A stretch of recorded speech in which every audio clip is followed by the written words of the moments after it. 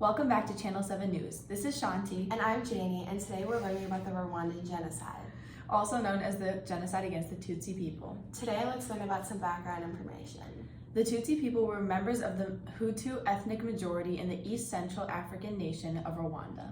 In the early 1990s, Rwanda was a country with a large agricultural economy. Most of the population was Hutu, rounding around 85%, and the other 15% were Tutsi.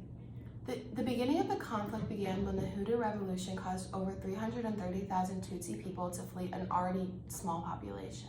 Later, in 1961, the Hutu forced the Rwandan government to turn from a monarchy to a republic. After this conflict, ethnically motivated violence towards the Tutsi people continued going. Here's how it all started. The Rwandan genocide began in 1994. Around 800,000 people were killed, most of which were in the Tutsi minority. The Hutu nationalists began the spread of genocide in the capital of Kigali.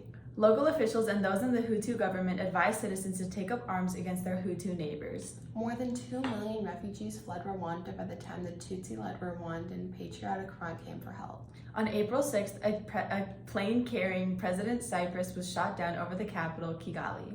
Within an hour after the plane was shot down, the Presidential Guard, Rwandan Armed Forces, the Interahamwe Group, and the Impuzabi Group all barricaded the streets and began slaughtering Tutsis and some Hutus. Some of the first victims were the Hutu Prime Minister and the Belgian peacekeepers.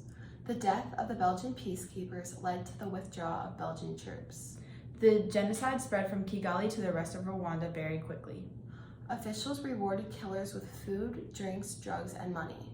Within only 3 months, over 800,000 people were dead. You may be asking, where did other countries stand during this conflict? Well, the United Nations provided aid in 1994, where more than 4,000 troops were sent.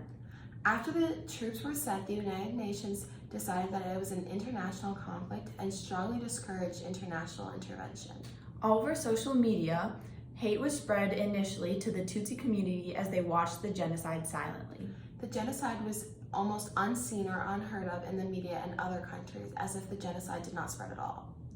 State-sponsored propaganda presented that the Tutsi were manipulative people who were portrayed as cockroaches. And here's another question. What would happen if this conflict was never resolved when it was? If this conflict was never resolved, the genocide would continue and more of the Tutsi and overall Rwandan people would be slaughtered. But eventually the media would probably catch wind of the genocide and further action would be taken to stop it. Honestly, if you think about it, the Tutsi people were not at fault and should not have been slaughtered so carelessly. Genocide never does any good. It only takes lives and leaves people with trauma. Next question. We wonder, what could we, as people who live far away and may think our input is insignificant, do to help? Some ways for people is to get involved, spread awareness, and sign petitions for help. Individually, people can be informed about the topic and see what can be done to prevent anything like this happening again in the future. How can we relate the Rwandan genocide to other genocides that we've seen in history? Honestly, it kind of looks a lot like the Holocaust.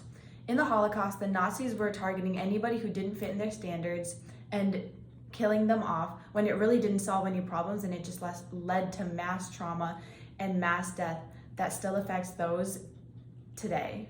How can we relate the Rwandan genocide to a problem that is in our current world today? Honestly, we can kind of relate it to the situation that's happening in Ukraine.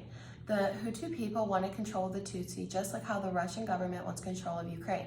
This is showing how one small spark is causing a big problem in the globe. Thank you for tuning in to Channel 7 News, where today we talked about the Rwandan genocide. Don't forget to stay informed. Now signing off, Jaine and Shanti. Have a great day. Bye.